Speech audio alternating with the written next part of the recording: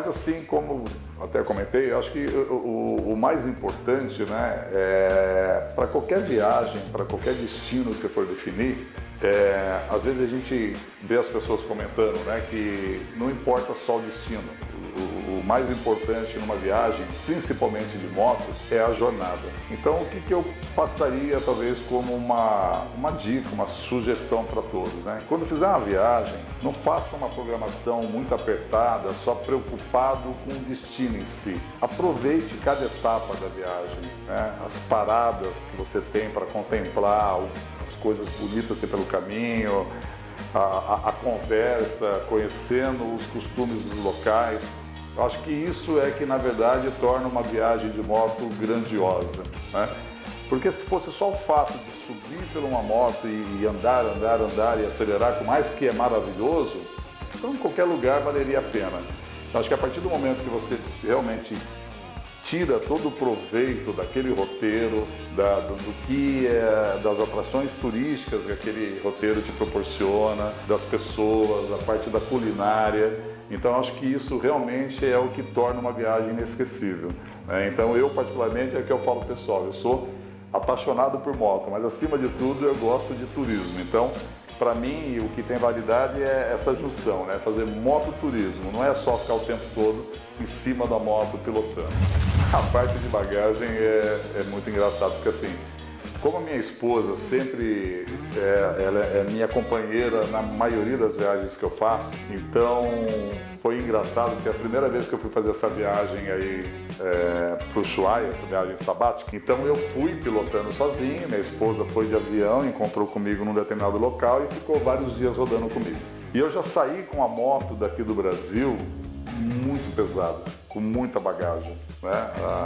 Eu já saí de casa no primeiro dia, senti que a moto estava com a frente muito leve, aí replanejei a bagagem, distribuí até por falta de experiência, e depois minha esposa chegou lá de avião com mais um monte de bagagem, e aí a gente, nossa, agora que a gente vai amarrar tudo isso na moto. E aí a moto ficou extremamente pesada, ficou extremamente desconfortável para pilotar, e na verdade a gente não usou nem um terço daquilo, e aí a gente viajando várias vezes, a gente foi aprendendo. Então, o que eu passaria como sugestão de bagagem? Na verdade, na moto a gente tem que ser muito enxuto, né? Então, acho que para quem gosta de combinar roupas, coisa e tal, esquece, porque praticamente às vezes numa viagem de 20 dias vai levar uma calça jeans para usar todos os dias e vai lavando, bermuda. Então, é levar roupas realmente práticas, né?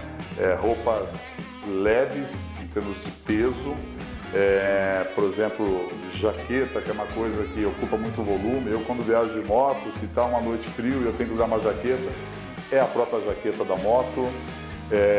Está preparado para todo dia à noite, na hora do banho, lavar ali um par de meia, lavar uma cueca, lavar a camiseta, levar roupas que sequem rápido. Então, assim, a questão de bagagem, numa viagem de moto, a pessoa tem que procurar ser bem enxuta, justamente porque o espaço é muito limitado e principalmente questão de peso, né? Que nem às vezes eu vejo que tem alguns amigos que vão viajar de moto, eles ficam muito preocupados nas ferramentas que vão levar. Então a pessoa pergunta, pô, Cadão, será que eu levo isso, levo aquilo? Eu falo, olha, se der um problema na sua moto, se você levar tal ferramenta, você vai saber consertar a moto? Ele fala, não, eu não entendo nada. Então não precisa levar um monte de ferramenta se você não vai nem saber utilizar. Então, principalmente ferramenta, que é uma coisa que acaba pesando muito. Então, eu acho que a pessoa tem que tomar muito cuidado. Então, o que eu recomendo? Quando for fazer uma viagem de moto, separa ali a bagagem que pretende levar, seja bem enxuto, e antes de pegar a estrada, organiza a bagagem, monta a moto, prepara, dá uma volta com a moto, vê se ela está legal, se ela não está pesada, se a pilotagem não está desconfortável, e aí sim sai para pegar a estrada. Então, de situação assim divertida, talvez não diria tão divertida, mas foi legal, foi engraçado, foi diferente. Em 2015 estava eu e mais alguns amigos e nós saímos de Mogi das Cruzes, São Paulo, né? E fomos para conhecer Machu Picchu, no Peru. A gente estava indo para Cusco. E aí, quando no Peru, a gente dormiu numa cidade chamada Puerto Maldonado, e para chegar em Cusco tinha a travessia da Cordilheira dos Andes. E aí algumas pessoas em Puerto Maldonado, até no hotel mesmo, moradores do Peru, falaram assim, olha, Se chegar a um determinado horário e vocês ainda estiverem na parte alta ou chegando na parte alta da cordilheira, procura algum lugar para abrigar, porque se escurece a temperatura cai muito, a gente estava no mês de maio, realmente estava frio, e aí você não vai encontrar nada para pegar pelo caminho, a estrada é muito escura, então por segurança vocês param. Bom, a gente saiu para viagem, para descer de cordilheira, visual bonito, a gente foi se empolgando e para tirar foto. Conclusão, se perdemos no horário. E aí já estava dando 5 horas da tarde, a gente ainda não tinha sequer começado a descer a cordilheira. Aí nós vimos uma entradazinha, tipo de um vilarejo, se eu não estou enganado, acho que o nome chamava, acho que era Juliaca. Era tipo uma cidadezinha, um vilarejo. Aí nós pegamos e entramos com as motos ali. Aí paramos, né, já era umas 5 horas da tarde, paramos na rua, as motos e assim meio perdido. Olhamos a estrutura da cidadezinha, né, era uma cidade que não tinha nada. A gente não ia conseguir. Aí a gente preocupado, né, o que a gente vai fazer?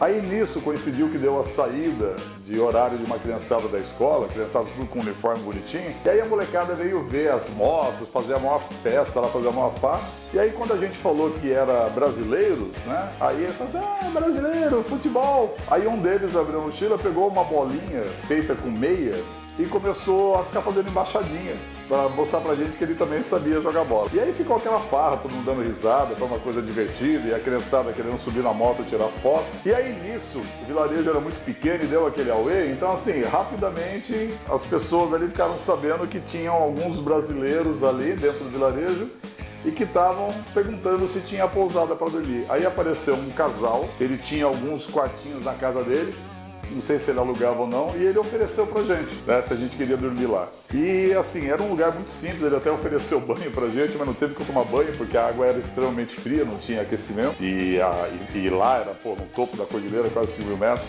E assim, lugar muito simples, muito modesto, mas conseguiu acomodar todo mundo, ainda com muita boa vontade, preparou uma janta lá pra gente. E aí até como agradecimento, aí a gente combinou com essa criançada, né, que de manhã antes de sair, eles perguntaram que hora que a gente saía, eles foram se reunir na frente dessa casa. A gente foi numa vendinha lá, compramos um monte de doce para distribuir e foi uma festa da criançada, a gente entregando doce, a criançada batendo palma pra gente. Então foi uma situação bem legal, foi divertido, né, o jeito que a criançada recebeu, e o fato da festa deles acabou ajudando a gente a arrumar uma hospedagem. Então foi uma passagem muito marcante, que acho que é só o motociclismo mesmo que propicia isso pra gente. Então, em termos de superação, numa viagem que eu fiz pro Ushuaia em 2012, que foi minha primeira viagem, maior viagem de quilometragem. Então, até por uma falta de experiência, eu estava com a moto muito pesada, e aí a gente estava na volta já. Passamos no Chile, a gente estava numa cidade chamada Puerto Natales, porque a gente ia fazer uma visita lá do Parque Torre del Paine.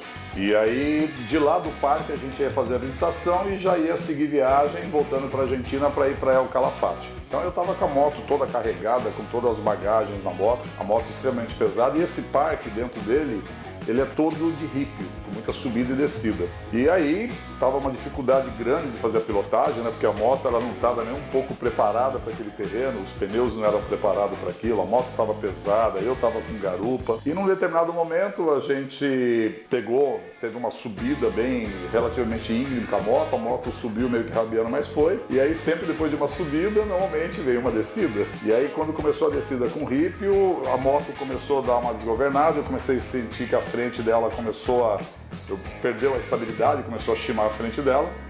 Aí eu lembro que eu só virei para minha esposa e falei, olha, prepara porque a gente vai cair. E dito e feito, né? Eu fui tentando diminuir o máximo que eu pude a velocidade e a gente acabou tombando com a moto. E aí, nesse tombar, acabou quebrando um dos espelhos retrovisor, né? O vidro, quebrou um farol de milha. E eu, preocupado de não machucar minha esposa, ela não tinha nem como querer saltar da moto, porque estava cheio de mala do lado. E mesmo estando com equipamento com bota, eu acabei torcendo o tornozelo. E aí, chegou a noite, a hora que eu tirei a bota, tomei banho, relaxei, o pé ficou bem inchado. Sorte que não chegou a quebrar. E a minha esposa preocupada comigo, para não deixar ela preocupada, eu falando que não, que estava tudo bem, que estava legal. E depois de El Calafate, ela ia pegar o voo, né, voltando para o Brasil, e eu ia continuar fazendo o resto da viagem sozinho. E eu, para não deixar ela preocupada, então eu fiquei ali, foram vários dias, né, de El Calafate até chegar em Mogi, foram quase 4.000 quilômetros. E foi meio desafiante, porque foi aqui no pé direito, né, o pé do freio, então praticamente durante a viagem eu fiquei quase o tempo todo só usando mais só o freio dianteiro para evitar mexer, né, com bastante dor no tornozelo, tomando remédio todo dia. E assim, deu para ir superando, mas foi um desafio grande ter que conduzir ainda 4.000 quilômetros com esse problema que acabou dando aí no meu tornozelo por conta da queda. Eu sempre procuro falar para as pessoas incentivar, né, independente de estar muito preso no destino, dentro das possibilidades de cada um, é que elas façam uma viagem que eu chamo de viagem de longa duração. Não existe uma regra clara, né? Às vezes você pergunta, cada um, o que é uma viagem de longa duração? Não tem uma regra acima de 1.000 quilômetros. Eu acho assim, na minha definição, eu acho assim, uma viagem de pelo menos uma semana, né? Porque é onde você realmente consegue fazer um roteiro um pouco diferente, se desligar um pouco das coisas e curtir estrada de fato. Eu acho muito legal porque assim, às vezes a gente viaja bastante de moto, vai no final de semana e volta, faz um bate e volta também, mas quando a gente faz uma viagem de longa duração, a sensação é muito boa, né? Você lá no dia a dia, tira a mala da moto, e no outro dia amarra as malas de novo, e cada dia uma coisa desconhecida, uma aventura, uma novidade. A sensação e o prazer que isso causa na gente, independente do destino. Às vezes a gente fica muito preocupado com qual destino que a gente vai viajar. Independente do destino, o fato da viagem em si, ela já traz uma experiência muito legal. Então, eu acho que o que toda pessoa que é apaixonada por moto tem que, pelo menos alguma vez, fazer essa experiência. O grande problema que aconteceu comigo e acontece com a maioria das pessoas é, depois que a gente experimenta isso pela primeira vez, aí a gente não consegue parar mais. A gente sempre está pensando na próxima viagem. Até a semana atrás estava acompanhando um amigo brasileiro, o Rogério, e ele está morando há algum tempo na Guiana Francesa. Ele mexe com manutenção de motores de barco, e ele saiu da Guiana sozinho de moto e foi até Ushuaia. Ficou quase 2 meses na estrada, 19.000 quilômetros. E a gente acompanhando, conversando, ele ia pedindo dica e a gente ia ajudando. E aí ele voltando já para casa, ele falou, nossa, não vejo a hora de chegar em casa, saudade da minha filhinha, saudade da esposa, saudade de tudo, nossa, tô cansado de estrada. E aí ele voltou. Tem acho que uns 15 dias que ele voltou. E aí, conversando com ele esses dias, ele falou assim, nossa, já não vejo a hora de fazer a próxima viagem de novo, né? Então realmente é viciante, mas é um vício saudável. E assim, o que eu talvez deixaria como mensagem para todos os amigos aí do The Riders é isso, né? Curtir bastante a questão da moto. Eu sempre falo o seguinte, né? Sempre levando em consideração, durante a pilotagem, 2 questões fundamentais, né, que eu sempre coloco, que é prazer e segurança. Por que eu digo isso? Porque às vezes as pessoas, no meu ponto de vista, fazem algumas viagens de moto e ficam preocupadas em rodar 1.000 quilômetros, 1.300 quilômetros num dia, em alta velocidade para render, e não se preocupam muito com relação aos lugares que vai parar, ou de repente não para no meio do caminho para contemplar um visual, uma natureza.